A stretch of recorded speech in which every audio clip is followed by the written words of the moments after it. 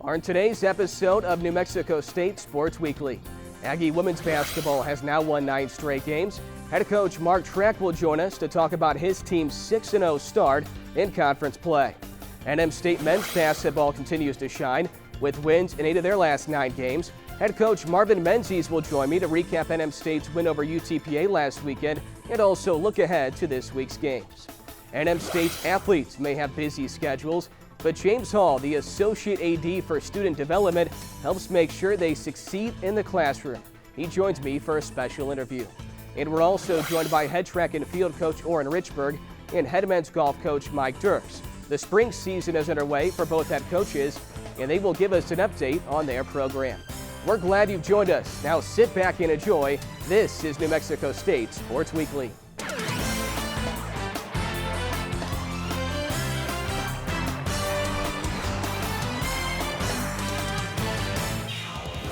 Welcome to New Mexico State Sports Weekly. I'm your host, Adam Young. NM State women's basketball has now won 9 straight games after picking up a 74-71 road win at UTPA last weekend. The win moved the Aggies to 6-0 in conference play. And joining me now is head coach Mark Track. Coach, you now have a 2-game lead in the WAC after the win at Texas Pan American. What were some of your biggest takeaways from that game? You know, I was proud of the kids. We turned the ball over 27 times, which is uncharacteristic of our guard play, and we got hammered on the boards, and we still found a way to win. I think they took like 10 or 15 more shots and still found a way to win on the road, you know, so I think that's big. And, you know, we had a lead the whole game. I don't think we trailed except for early in the game. So it took away that we didn't play our best game against a really talented team at a venue where they just don't lose, and we found a way to win the game, and I think that's what we're taking away from that. Another good one for Brianna Freeman, her second straight double-double, 25 points, 15 rebounds against the Bronx. How much has she improved from her freshman season to her sophomore season? Oh, she's improved immeasurably. She, her freshman year, she really, she hadn't played for a couple of years. She missed her last year of high school, so she was just trying to feel things out, trying to learn. She didn't understand how hard you had to play, how hard you had to run the floor. Matter of fact, I challenged her last year at Texas Pan Am. She didn't play well, and there was one key play where she traveled and she walked back on defense when her man sprinted the court. Brittany Burr sprinted the court and got a layup, and I reminded her of that, and I said, hey, you got to exercise those demons, and I think 25 points and 15 rebounds really did that. So I think she's mature, she prepares, and kid's an engineering major, she's a 4.0 student. She's just a very well put together young lady on and off the floor, and it's great seeing her have the success on the floor. Sasha Weber, Mariah Mack also in double figures. When you started this season, did you expect to have this kind of balance offensively? Well, you know, all these kids were pretty well recruited mid-major kids, and they were all freshmen and sophomores last year. We knew they had to learn the game, but we always thought that Mariah could develop into a real good player if she played hard all the time, if she matured in some areas, and she has. And Sasha Weber was, you know, I mean, she was going to sign either at Oregon State or BYU in the late signing period if she didn't sign here. So she was highly recruited, and we're not surprised by Sasha, and Sasha's going to go down as one of the all-time great players ever to play here when all's said and done. You've won 5 straight now on the road, an extremely impressive stretch. Can you pinpoint some areas that you've done consistently on the road to win those games and get that result? Well, we're defended. Even though Texas Pan Am scored 71 points, we held them to 29% shooting. So we're defending well. We're keeping everything in front of us. For the most part, we've rebounded well. We've been hammered a couple of times, but we've also done a good job on the boards of certain games. But we've rebounded well, we've defended well, and we've made a high percentage of our free throws, and we've made big stops and big shots and big free throws at real crucial times during the game.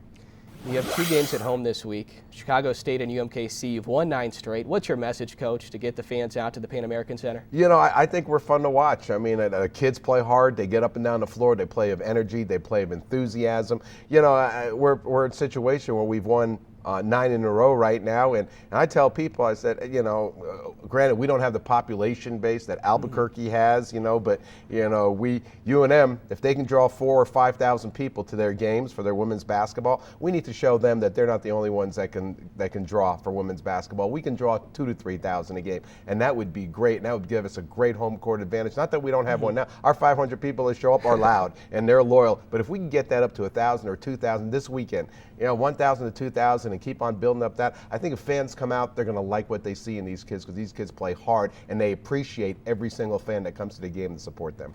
There you have it. Come out to the Pan American Center Thursday and Saturday as the Aggies host Chicago State and UMKC. Also be sure to check out the Aggies free kids clinic, which starts at 12:30 on Saturday. Good luck this week, Coach. Thank you, Adam. When we return, head men's basketball coach Marvin Menzies will visit the studio. We'll review his team's showing against UTPA and also look ahead to upcoming games. That comes your way next on New Mexico State Sports Weekly. The Aggie men's basketball team remains in first place in the WAC standings after a 53-48 win against Texas Pan American at home last weekend. NM State has now won 8 of 9, heading into a pair of road games this week at Chicago State and UMKC. In studio with me is head coach Marvin Menzies. Coach, it was a close one late, but it was a double-digit lead for the most part during the majority of the game for your team. Were you surprised how close it got late? Well, I was disappointed, but I wasn't surprised. Dan Hipster is a great coach, and he does a really good job. He's an old school guy that's going to have his teams ready to play and never quit. And they're notorious for fighting to the end. And so I kept preaching to our guys, we got to play full 40 minutes and ignore the score, take it a possession at a time. Every coaching cliche I could think of, but they just got laxed. And they got laxed late, and at the end of the game, Pan Am just kept coming at us. And they made some big shots late, a couple threes, and Janari was great for them. So, it was good to see them fight and have that competition, but, I'm glad we got out of there with a victory. 14 points for senior Daniel Mullings. What has he brought to the table that you miss most since his return from the injury? Just the energy. I think he's the kind of guy that leads through his actions on the floor. You can't play with him and not go hard. It's just or you'll stand out. So he brings that piece to it, and obviously the scoring has been good for us, but it's all those other stat fillers that he does, with the rebounds and assists and steals, and he'll even get a block shot or two. He had one at the end of the game. I don't know why he tried to block the guy's shot, but he's he's just talented like that. And so all those those intangibles, I think, are the things that we miss the most. You held the Bronx to 48 points. What made your defense so effective? Well, I thought our guys did a really good job in the zone. We morphed it a little bit. As you know, we've been tweaking it and kind of shifting within possessions to different types of looks. And I think they had a tough time figuring it out, and we did a really good job keeping them. I think we held them under 40% for the game, which is one of our goals every game. So, it was just a variety of length and activity, and the guys are getting better at playing this new type of zone. So as we progress, and obviously, other teams are going to struggle playing it. You've won 8 of 9 now. You head on the road for 2, Chicago State and UMKC. What are some keys for your team to win on the road? Some keys for my team to win on the road is to sit with Mark Trackmore and get his guidance on what it takes to win on the road. Coach Track's doing a great job, and actually, I say that but the way they got it rolling right now is he's got a combination of players that are producing at different times, and that's what we need. We need some different guys to step up. Night in, night out. And now that we've got a couple new guys back, I'm hoping that some leadership could carry over onto the road for us, because it's one thing to win at home, and that's everybody expects it, everybody wants it. There's a comfort level, and the whole college dynamic of winning at home, the stats and everything that goes with that. But the road's a different beast. It's a different animal, and you need to have some players that are going to handle it. The way it's supposed to be handled. And that's crunch time, making great decisions, which usually comes with leadership. And so that's one of the things that we're looking for. And I'm actually eagerly anticipating the road trip so that I can see what we're really made of. Finally, Coach, UMKC, your opponent Saturday, just one game behind you now in the WAC standings. Is this a different Reach team than what you saw at the start of conference play? Oh, there's no question. They're playing with a lot more confidence now. As you know, they're winning on the road. They're taking care of business. It's the type of team that I think if all things being equal, when you look at pure talent and talent only on teams, it's one of the more talented teams in conference. So with that being said, you've got to lace them up and be ready for those types of teams, because obviously they can beat you if you don't bring your A game, and that's where we're at right now. We've got to bring our A game every game, because we can be beat by anybody. Follow the Aggies on NMStateSports.com as they face Chicago State Thursday and UMKC this Saturday. Good luck, Coach. We'll talk to you next week. Thanks a lot, Adam. Appreciate it. When we return, we'll introduce you to one of the most essential members of the NM State athletic staff, Associate AD James Hall. Stay with us. This is New Mexico State Sports Weekly.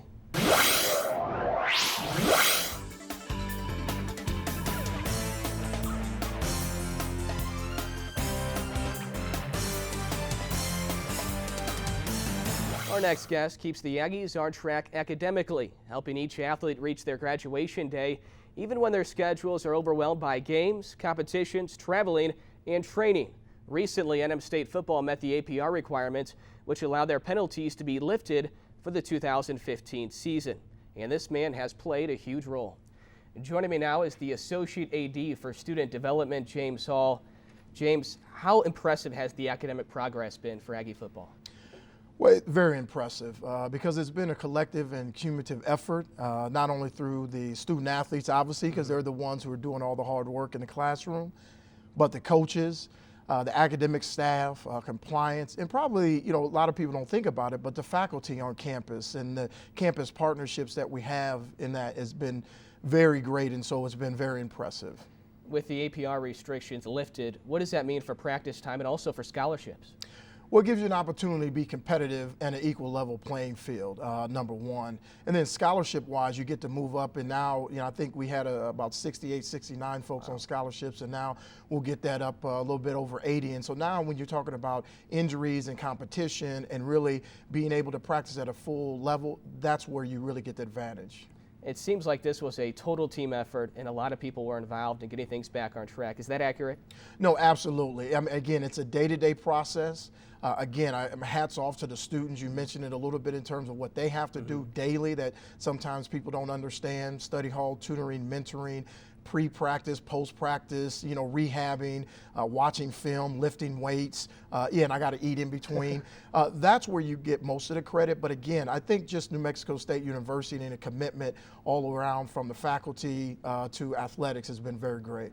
You also had a handful of teams post perfect APR scores. Fill us in on that. Well, you've got, the women's tennis team that just does a marvelous job. Obviously, they're a small squad sport, but what Coach Ivan has done over the years, and you have a lot of international students coming in, and they just really, to balance the academics and athletics like that is extremely impressive. How gratifying is that for you to see the progress in some of these sports, the perfect APR scores? Sure. We're at an institution of higher education, and so you want them to accomplish their number one goal, and that's just to graduate. So to see these young men and women grow from their freshman to senior year and go out in a global job market, I'll be honest with you, there's not a greater satisfaction in terms of what I do with my job. Was 2014 one of the best years academic-wise for the student athletes here? It is, and what we like to brag on is for 19 consecutive semesters, 9.5 years running, all of our 17 sports have averaged a 3.0 cumulative GPA. And so to continue that, that's a streak we want to make sure that we keep intact. James, we appreciate you stopping by and keep up the great work. Thank you, appreciate it. When New Mexico State Sports Weekly returns, head track and field coach Orrin Richburg will stop by the studio. And that comes your way next on New Mexico State Sports Weekly. NM State's track and field team has already had a busy 2015 schedule with 3 meets throughout January. The Aggies were in Lubbock, Texas last week for a meet at Texas Tech. The Aggies saw improved performances and picked up a first-place finish from senior Diana Hogg in the 1,000-meter run. Joining me now is head coach Orrin Richburg. Coach, your team was at Texas Tech last week.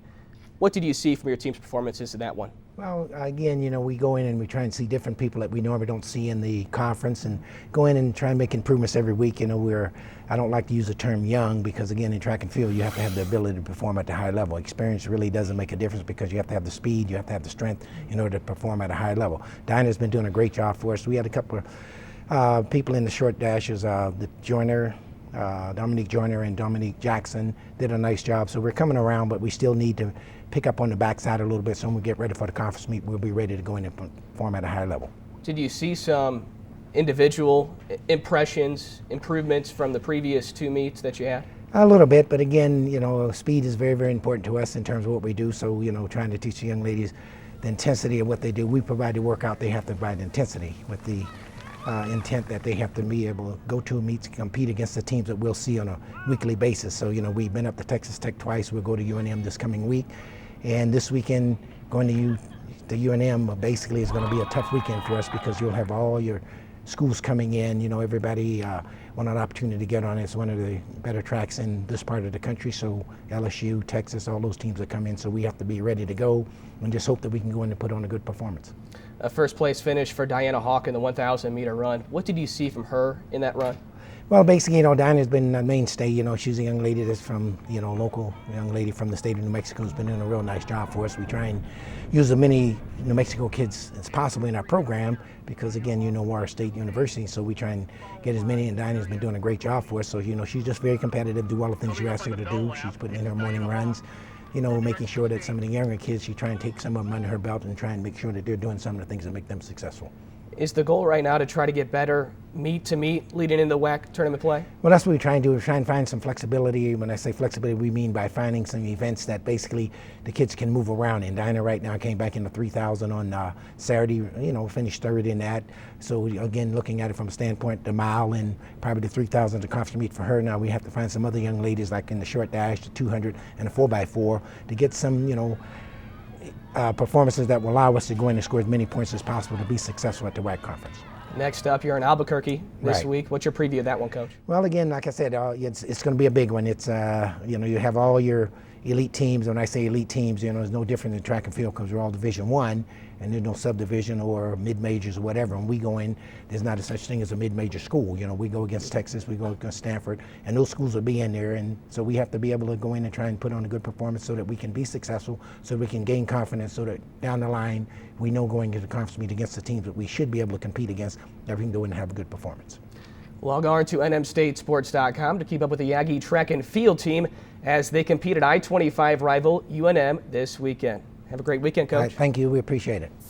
After the break, head men's golf coach Mike Dirks will join me. He'll recap his team's recent and upcoming stretch. Stay tuned for more New Mexico State Sports Weekly. NM State's men's golf team experienced big-time success in 2014 during the fall season, and now the Aggies are hoping that success carries over to the spring season. Joining me now is head men's golf coach Mike Dirks. Coach, you opened up spring play last week in Tucson. You finished 11th. Was this a good test for your team against a loaded field? I think it's a very good test for us. We've got a lot of those coming up this spring.